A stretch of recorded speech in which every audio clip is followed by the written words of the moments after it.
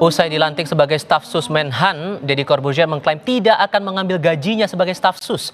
Pernyataan disampaikan Deddy lewat akun Instagramnya @mastercorbuzier. Berdasarkan peraturan presiden tentang gaji pokok pegawai negeri sipil, kisaran gaji PNS golongan 4E atau D sebesar Rp3.880.400 hingga Rp6.373.200. Namun, staf sus menteri juga akan menerima tunjangan kinerja yang masuk dalam kelas jabatan 16 dengan besaran Rp27.577.500.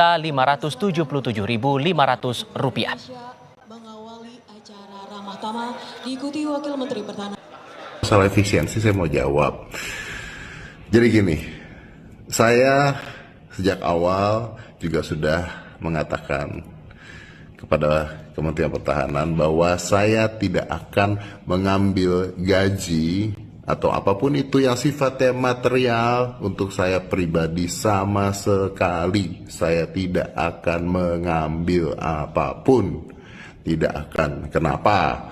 Karena pertama, saya tahu bahwa saya tidak membutuhkan itu. Kedua, saya tahu bahwa masyarakat lebih membutuhkan tersebut.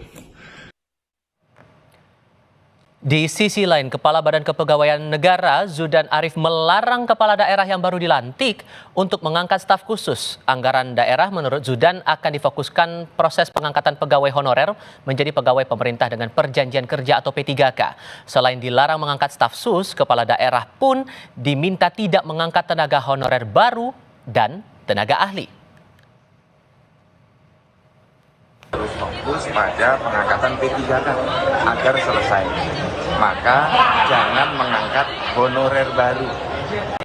Maka anggaran difokuskan pengangkatan P3K. Jangan angkat tenaga ahli, baik tenaga ahli yang nempel pada kepala daerah maupun tenaga ahli yang ditempelkan di OPD. Jangan mengangkat staf khusus.